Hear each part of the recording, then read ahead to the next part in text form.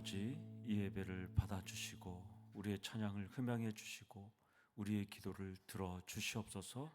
이 시간 주를 찾는 모든 자들이 주 앞에 나와서 하나님의 사랑과 또 하나님의 위대하심을 찬양하오니 하나님 우리에게 긍휼을 베풀어 주시고 말씀으로 말씀하실 때 아멘으로 화답하며 이 밤에 기도하는 모든 기도 제목이 문이 열리는 놀라운 시간 될 수 있도록 하나님 역사하여 주시옵소서. 예수님 이름으로 기도드려옵나이다. 아멘. 오늘 우리에게 주시는 말씀은 신명기 12장 1절부터 14절까지 살펴보겠습니다. 지난주 7절까지 살펴봤는데 다시 한번 읽도록 하겠습니다. 12장 1절부터 14절 말씀이 되겠습니다. 신명기 12장 1절부터 14절 말씀입니다. 교도가시고 14절은 함께 읽도록 하겠습니다. 내 조상의 하나님 여호와께서 내게 주셔서 차지하게 하신 땅에서 너희가 평생에 지켜 행할 규례와 법도는 이러하니라.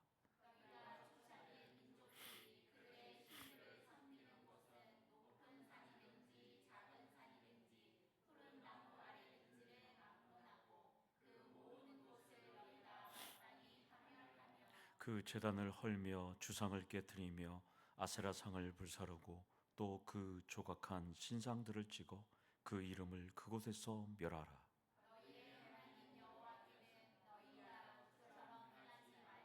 오직 너희의 하나님 여호와께서 자기의 이름을 두시려고 너희 모든 지파 중에서 택하신 곳인 그 계실 곳으로 찾아 나아가서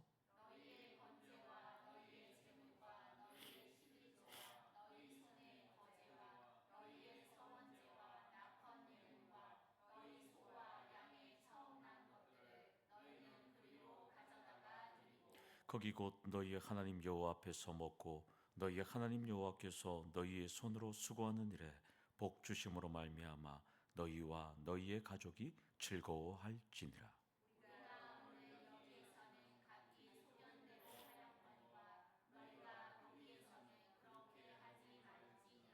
너희가 너희 하나님 여호와께서 주시는 안식과 기업에 아직은 이르지 못하였거니와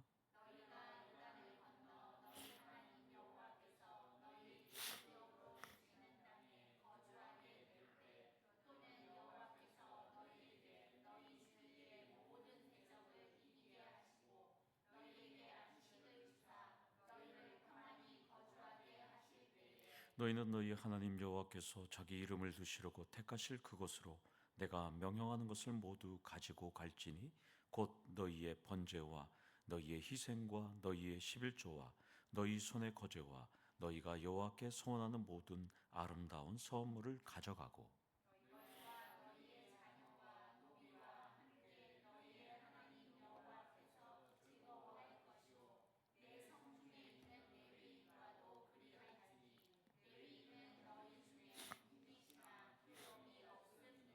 너희는 삼가서 내게 보이는 아무 곳에서나 번제를 드리지 말고 오직 너희의 한 지파 중에 여호와께서 택하실 그곳에서 번제를 드리고 또 내가 내게 명령하는 모든 것을 거기서 행할지니라. 아멘. 권사님 시험 오늘 잘 보셨어요? 권사님 잘 보셨어요? 예. 예. 내일 몇 시에 발표합니까? 월요일까지? 또 긴장해야 되네. 예, 물론 뭐 가볍게 합격했을 것 같습니다. 예, 고생하셨습니다. 3개월 동안 공부하시느라고. 예, 정말 고생했습니다. 우리 독고탁송 오늘 배달 없습니까? 이따가 마지막으로 오셨어요. 감사합니다. 예, 오늘 또 우리 독고탁송을 위해서 열심히 또 기도해야죠. 계속 예배 나오려고 하시면 배달이 들어와서 못 오실 때가 많았대요. 기도 많이 해주셔서 우리 집사님이 새로운 일을 하고 계시는데 잘 될 수 있도록 하시고 또 연산홍이 나올 때 되면 갖고 오세요. 시키지 않아도 그냥 교회 갖다 놓으셔요. 그랬고 그렇게 갖고 교회에서 사시사철마다 곳을 또 잘 준비하면 좋겠습니다. 소설 어린 왕자의 저자 프랑스 출신의 누군지 아세요? 생텍쥐 베리. 베리가 원래는 공군 조종사잖아요. 공군 조종사인데 이 1935년 11월 달에 이 경쟁 시험 비행을 했거든요. 그 경쟁 시험 비행을 1935년 11월 달에 공군 조종사였어요. 하다가 리비아 사막에 추락합니다.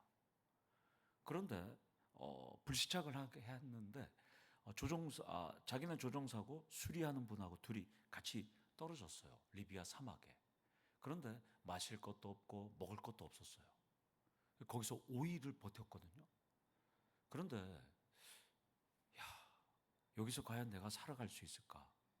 지금으로 따지면 거의 100년 전이잖아요. 죽을지 모르는 그런 극한의 고통 속에 있는데 갑자기 사막에 아무도 살지 않을 것 같은데 사막 여우가 갑자기 나타난 거예요.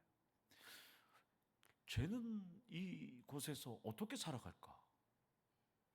쟤는 생존 법칙이 뭘까? 유심히 쳐다봤대요. 봤더니까 사막 여우가 다 쓰러진 나무에 가서 나무를 뒤져서 달팽이를 잡아먹는다는 거예요. 그런데 달팽이가 있는 것이 놀라운 게 아니라 사막 여우가 달팽이가 있는 그 나무에 가서 달팽이 한 마리만 잡아먹는데요. 그리고 다음 나무 가서 또 한 마리 잡아먹고 그 다음에 저쪽 나무 가서 또 한 마리 잡아먹더래요. 그 생텍쥐베리가 유심히 그것을 쳐다봤어요.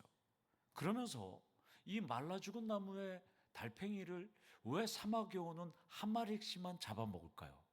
그걸 생텍쥐베리가 깨달은 거예요. 이 나무에는 달팽이를 오늘 다 잡아먹었다 하면 이 나무에 달팽이는 남아날까요? 안 될까요? 안 남는 거예요. 그러니까 사막 여우는 사막에 살면서 그것을 체득한 거예요. 여기에 한 마리 잡아먹으면 또 이 나무에 달팽이가 또 씨를 뿌릴 것이고 두 번째 나무도 그렇게 되는 것이죠. 생텍쥐베리가 이걸 깨달았어요. 그래서 1931년 11월 달에 불시착해서 이것을 깨달으면서 사막에서 5일 동안 지내면서 깨달았던 것을 1939년에 소설 인간의 대지에서 이 내용을 씁니다. 그래서 그 해에 1939년도에 아카데미 프랑세즈라는 프랑스에서 소설 부분에서 대상을 받게 됩니다. 저는 이 글을 읽으면서 제가 또 깨달음이 있었어요. 잘 들으셔야 돼요. 당장의 행복을 위해서 모든 기도가 다 이루어지고 평안해지면 변질이 일어납니다. 사막 여우가 나무에 하나 가서 한 마리 잡아먹고 그 다음 가서 한 마리를 잡아먹는 것처럼 하나님은 우리를 너무나도 사랑하셔서 우리에게 기도의 제목을 1개, 2개, 3개, 4개 주셨어요. 그것을 안 주시면 우리는 평안합니다. 그냥 금요기도에 나올 생각을 안 하는 것이죠. 따라서 기도 제목이 너무 넘쳐서 힘들다고 불평하지 말고 9절 말씀처럼 우리도 여호와께서 주시는 안식과 기업에 아직 이르지 못했다는 것을 기억하시길 원합니다. 따라서 오늘 밤에 변질되지 않을 만큼 여러분들 다양한 기도 제목이 있잖아요. 그러니까 첫 번째 기도 제목도 요만큼 다 이루어지면 안 돼요. 두 번째 기도 제목도 요만큼 사막 여우처럼, 세 번째 기도 제목도 요만큼, 네 번째 기도 제목도 요만큼 이렇게 기도하셔서 조금씩 응답받기를 축원합니다. 이스라엘은 지금 모압 광야에 있습니다. 요르단이죠. 이때까지는 아무 장소에서나 희생 제사를 누구나 아무렇게나 드릴 수 있어요. 자기 마음대로. 그런데 지난주 계속 살펴봤듯이 약속의 땅에 들어가면 그렇게 할 수가 없어요. 반드시 하나님이 선택하신 장소에 가서 모두 예배를 드려야 합니다. 그리고 하나님께 드릴 각종 예물을 가지고 가서 온 가족도 즐거워하라라고 말씀합니다. 이것이 오늘 읽었고 지난주까지 살펴봤던 1절에서 7절의 내용입니다. 오늘은 8절에서 14절까지 핵심적인 내용을 살펴본 후에 하나님이 남겨주신 여러분들의 기도 제목, 우리 공동체의 기도 제목을 기도하도록 하겠습니다.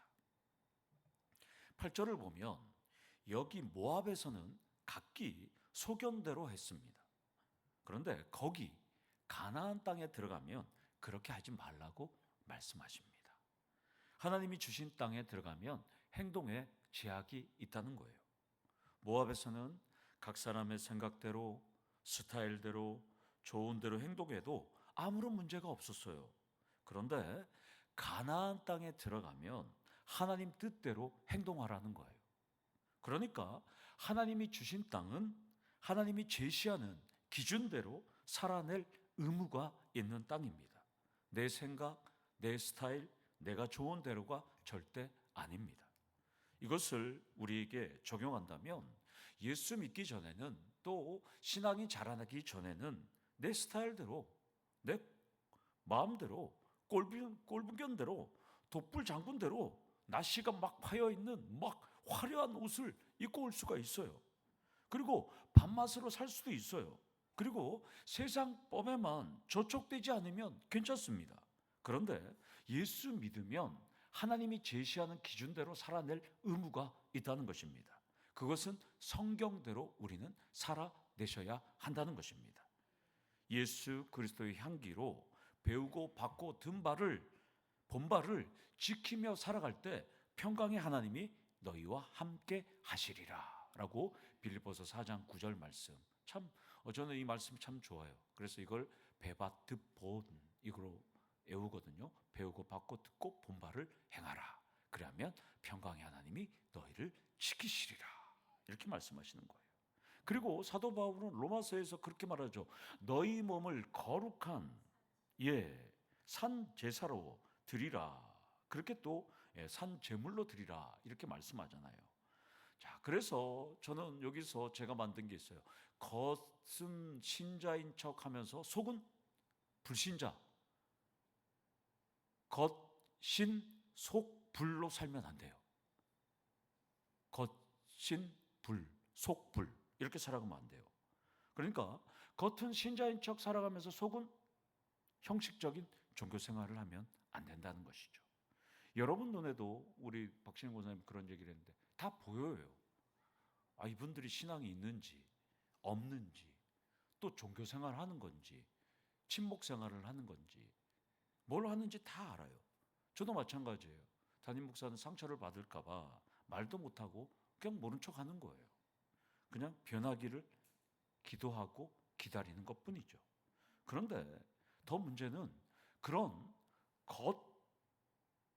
신, 속, 불 이분들이 중직이 되면 이제부터 곤란해집니다.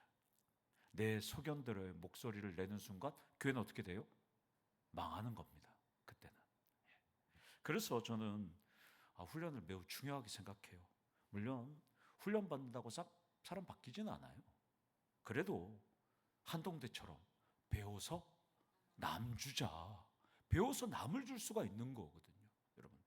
그러니까 조금은 변하니까 훈련할 수 있다는 것입니다. 훈련하니까 지금 금요기도에 나오거든요. 맞죠? 독고탁송 나오는 겁니다. 여기서 첫 번째로 성도는 주님이 원하시는 삶을 살아내셔야 한다는 것입니다. 그래야 수많은 기도 제목이 해결되는 것이지, 길이 열리는 것이지, 살아내지 않고 기도하면 교만이라는 것입니다. 기도의 용사들은 삶과 기도가 균형을 이루기를 원합니다. 겉신 속불이 아니라 겉신 속신이 되셔야 합니다. 그래야 기도의 능력자들이 되는 것입니다. 제가 여기서 오늘 구호제창 준비해 갖고 왔어요. 그래서 제가 겉신 속신 하면 여러분들도 겉신 속신 3번씩 하면 됩니다. 알았습니까? 구호제창 준비. 겉신 속신, 겉신 속신, 겉신 속신. 아멘. 아이고 우리 수아가 또 그것도 다 따라하네. 아이고 감사하네요. 9절은 가나안 땅에 들어가면 왜 하나님이 선택하신 장소에 가서 제사를 드려야 하는지 이유를 설명합니다. 안식과 기업에 이르지 못했기 때문입니다. 왜냐하면 가나안 땅에 들어간다고 해서 다 끝난 게 아니에요. 주변에 가나안 민족들이 많잖아요. 그리고 이방 민족도 있습니다. 여전히 하나님을 의지해야 됩니다. 그러니까 철저하게 하나님을 의지해야 가나안 민족도 점령할 수 있고 주변 이방 민족이 이스라엘을 공격하지 못해요. 따라서 가나안 땅에 들어가면 하나님께서 지정한 장소에 들어가서 모두 모여서 기도해야 돼요. 오늘 우리 금요 기도회처럼 모여서. 그래야 호시탐탐 이스라엘을 노리는 수많은 민족들로부터 지켜낼 수 있다는 것입니다. 그래서 중앙 성소가 필요했습니다. 각자의 이 모압 땅이나 강야에서는 내 마음대로 그냥 번제 지내고 내 마음대로 오합지졸처럼 예배를 드려도 하나님께서는 다 허용했어요. 그러나 내가 주는 땅에 들어가면 오직 한 장소에서 다 같이 모여서 예배 드리고 즐거워하라고 지금 명령하고 있습니다. 그래서 우리도 각자의 소견대로 기도하지 않고 금요 기도회로 모여서 오늘은 기도하고 있다는 것입니다. 그래서 여러분들이 오늘 함께 우리가 기도할 수 있다는 것이죠. 여러분들. 두 번째 포인트로 기도는 주님과의 대화라는 것, 이 기본을 잊지 마셔야 합니다. 오늘 우리가 이 자리에 모인 것, 함께 모인 것, 주님과의 대화를 하기 위해서 이 자리에 왔다는 것입니다. 칼빈은 이렇게 말합니다. 기도할 때에 혀가 마음을 앞질러 가지 말라. 이렇게 말합니다. 신실한 마음으로 기도라는 화살을 당겨서 하늘에 꽂히게 하라고 칼빈은 말하고 있습니다. 따라서 여러분들이 오늘 이 시간 하나님과 친밀하게 깊이 있게 한번 대화를 하면서 하나님 앞으로 한번 쭉 나아가기를 원합니다.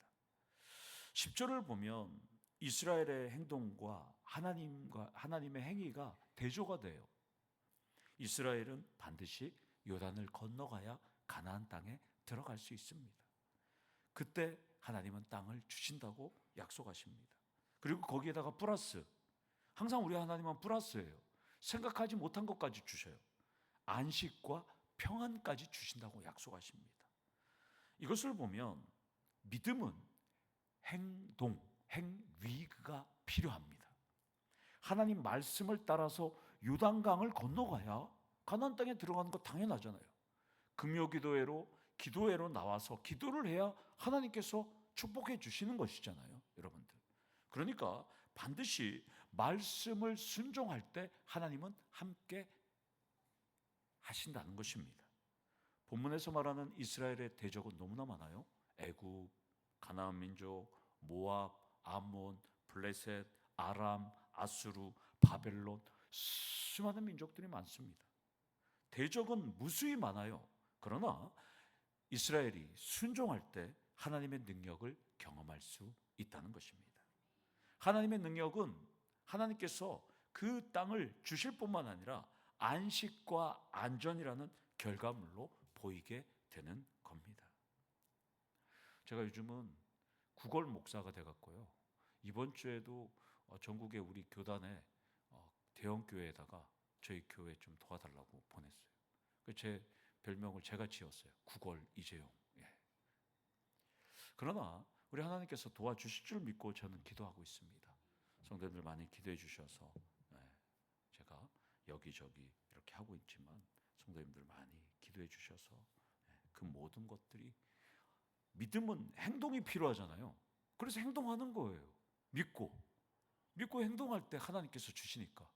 하나님 도와주십시오. 맨날 기도만 하면 안 되잖아요. 행동해야 하잖아요. 그래 행동하는 거예요. 계속 행동. 근데 하나님께서 지혜도 많이 주시고 또 어떻게 해야 할지도 생각도 하고 그러는 거예요, 여러분들. 정말 하나님께서는 생각지도 못한 일들로 인도하시잖아요. 제가 지난 이제 3월 달에 오천제일교회 설교를 가고, 이거 이제 뭐 나를 부를 데가 어디 있겠냐. 경동로에서 이제 뭐 큰데 뭐 별로 없고 내가 뭐 잘 알려지지도 않는 목사인데 제가 어디 가서 설교를 하나요? 그랬더니 오천교회 제일교회 목사님이 포항예술고의 교장 선생님한테 저를 채플 예배로 인도를 하라고 추천을 해서 제가 어저께 그 교장 선생님하고 통화를 했거든요. 그래서 보니까 한 교사들까지 포함해서 한 300명 되더라고요.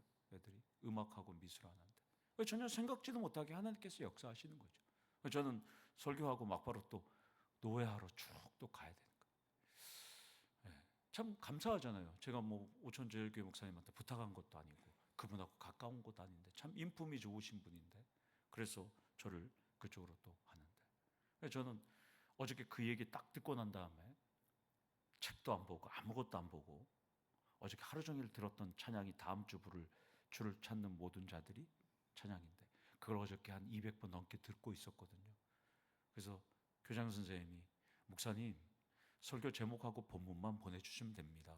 그래서 제가 내일까지는 보내주겠습니다 하고 난 다음에 바로 컴퓨터에 앉아갖고 30분 만에 설교를 똑딱 만들어갖고 제목하고 본문을 보냈어요.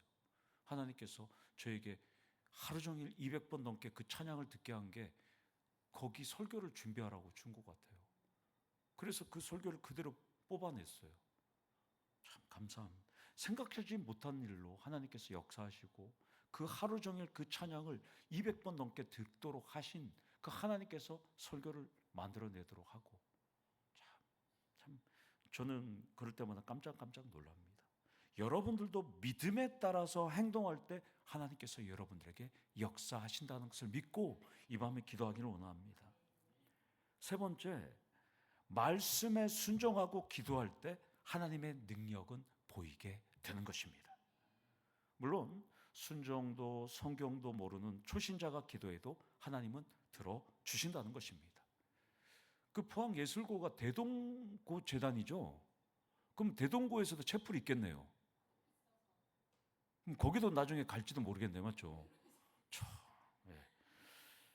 그러나 기도의 용사들이라면 말씀을 따라 순종하는 프로가 되셔야 한다는 것입니다. 믿음이 있노라 하고 행함이 없으면 유익이 없다는 걸 여러분들은 기억하셔야 한다는 것입니다. 야고보서 2장 14절에 야고보 사도가 그렇게 말하는 거예요. 믿음이 있노라 하고 행함이 없으면 무슨 유익이 있냐? 유익이 없다는 거예요, 여러분들. 오늘 밤에 기도하면 여러분들이 행하는 게 반드시 필요합니다. 반드시 행함이 따라야 되는 것이죠, 여러분들. 11절과 12절은 지난주 살펴본 5절에서 7절 말씀의 반복이 됩니다. 하나님께서 자신의 이름을 두시려고 택하실 그 장소로 가서 제사를 지내라고 말씀합니다. 자신의 이름은 여호와죠. 스스로 있는 자. 여호와는 이스라엘 하나님의 고유한 이름입니다. 창세기 15장 7절에 아브라함에게 가나안 땅을 주시면서 여호와라고 소개하셨어요. 창세기 28장 13절에도 봐도 야곱에게 베델에 있을 때 야곱에게도 나타나셔서 나는 여호와라고 소개하셨어요. 출애굽기 6장 2절에도 모세에게도 나타나셔서 나는 여호와라고 말씀하셨습니다. 여호와는 아브라함과 야곱과 모세에게 나타나셔서 모두 가나안 땅을 주시기로 한 약속하신 자기 계시의 이름입니다. 그런데 그 이름을 기념하는 장소를 선택하신다라고 말씀합니다. 물론 우리는 그것이 어딘지는 잘 알지만 본문은 그 장소를 지금 알려주진 않아요. 모세는 아직 그곳을 어딘지 모르기 때문입니다. 본문은 그곳에 가서 번제도 드리고 희생과 11조와 거제와 서원하는 서원물과 또한 그 모든 것을 가져가서 노비와 자녀와 함께 여호와 앞에서 즐거워하라는 거예요. 여기서 즐거워하라는 개념은 다윗처럼 막 춤을 추는 그런 느낌입니다, 여러분들. 여기서 살펴볼 점은 왜 즐거워해야 하는지를 알아야 돼요, 여러분들. 왜 가서 번제를 드리고 11조를 드리고 제사를 드리고 소원 예물을 드리고 수많은 예물을 드리면서 왜 하나님 앞에서 즐거워해야 될까요? 그것을 주신 분이 누구예요? 하나님이고, 그리고 자발적으로 이렇게 할 이유가 있어요. 하나님께서 축복했기 때문에 가서 드리는 거예요. 그래서 즐거워할 수 있어요. 여러분 한번 생각해 보세요. 찢어지게 가난하고 찢어지게 축복 안 하면 가서 즐거워할 수 있겠어요? 자발적으로? 못하죠. 근데 하나님께서 가나안 땅에 들어가면 내가 너네들에게 복을 쏟아 부어 줄 거니까, 흔들어 부어 줄 거니까 가서 즐거워하라고 지금 말하는 겁니다. 그렇게 복을 주니까, 그렇게 드리니까 그것을 받는, 취하는 레위인도 같이 기쁘고, 또 레위인의 11조를 받는 제사장도 기쁜 거예요. 그러니까 이스라엘은 가나안 땅에 들어가면 즐거운 거예요. 즐거운 거. 설교를 준비하면서 우리 성도님들도 큰 축복을 받아서 교회로 수많은 예물들을 가지고 와서 하나님 앞에서 즐거워하는 모습을 상상하겠습니다. 여기서 네 번째, 축복을 경험하면 오직 주님께 감사하며 즐거워하셔야 합니다. 하나님이 축복했는데도 독고탁송이 막 잘 돼요. 막 이 포항을 그냥 다 섭렵하고 경주까지 막 섭렵을 했어요. 그런데 잘 되면 떡도 사고 고기도 사고 우리 성도님들 여행도 보내주고, 아멘? 원래는 그게 아니었는데 오늘 독고탁송이 딱 대표가 됐어요. 원래는 코페르 부동산이었는데, 요양보호사였는데, 원래는 복권 되면, 원래는 이거였어요. 복권 당첨되면 떡도 사고 고기도 사고 여행도 보내줄 줄 믿습니다. 그리고 가로쳐놨어요. 아멘하는 사람이 있으면 좋겠다. 예. 아멘 하셨어요? 예. 코페르 100억 땅 계약할 줄 믿습니다. 아멘. 13절은 계속 반복되는 말씀입니다. 아무 장소에나 번제를 드리지 않도록 주의하라고 삼가 명령하고 있어요. 14절은 한 지파 중에서 장소를 택한다고 합니다. 참 궁금하지 않아요? 이 말씀을 듣는 이스라엘 백성들은 도대체 하나님이 택한 장소가 어디야? 이스라엘은 몇 개 지파가 있어요? 12개 지파가 있는데 레위 지파를 빼놓고는 11개 지파는 땅이 있잖아요. 그러면 11개 지파는 도대체 거기가 어디야? 그리고 므낫세 반지파와 그 다음에 르우벤 지파와 또 갓 지파는 제잖아요. 거기는 요단강 서편이니까. 그러면 므낫세 반지파 여기니까 이제 8지파, 8지파로 압축되죠. 8지파는 도대체 하나님께서 그 택하신 장소가 어디야? 우리 땅일까? 궁금할 거 아니에요. 맞죠? 여기서 많은 궁금했을 거예요, 여러분들. 성경은 참 압축 요약하기 때문에 많은 생각을 하게 됩니다. 저는 설교를 준비하면서 이 사람들이 도대체 이 말을 계속하니까 속으로 생각을 할 거 아니에요. 그리고 자기들끼리 얘기할 거 아니에요. 예? 모세한테 얘기 듣고 담임 목사 설교를 듣고 집에 가서 막 얘기하듯이 똑같은 거예요. 모세 설교를 듣고 사람들끼리 가서 집에 가서 야, 거기 어딜까? 유다 지파일까? 베냐민일까? 에브라임일까? 뭐 막 얘기할 거 아니에요, 사람들이. 궁금할 거예요. 제가 여기서 이걸 보면서 깨달은 점은 다 주님이 하실 텐데 애써 알 필요도 없고 시간이 지나면 자연스럽게 알기 때문에 묵묵히 기다리시면 된다는 것입니다. 여기서 5번째 포인트 마지막으로 오직 주님께 기도하고 맡겨진 일만 묵묵히 감당하셔야 한다는 것입니다.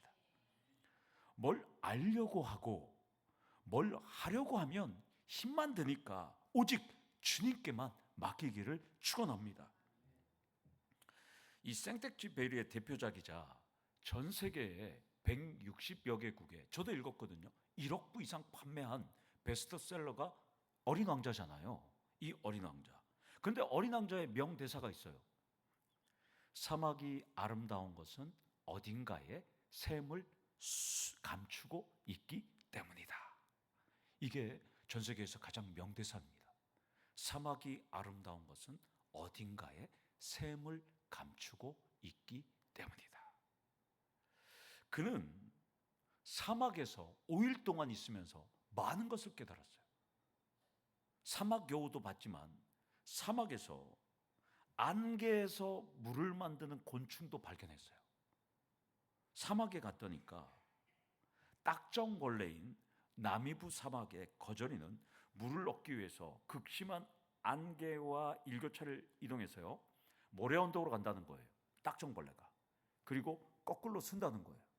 그리고 안개가 지나가면 그 안개 속에 물을 함유하고 있으면 자기 몸에 그 안개가 부딪혀서 이 물이 자기의 이 골을 타라서 내려오면 그 입으로 물을 마신다는 거예요. 선인장도 마찬가지입니다. 선인장도 동그랗게 올라가 있잖아요. 그리고 가시가 있잖아요.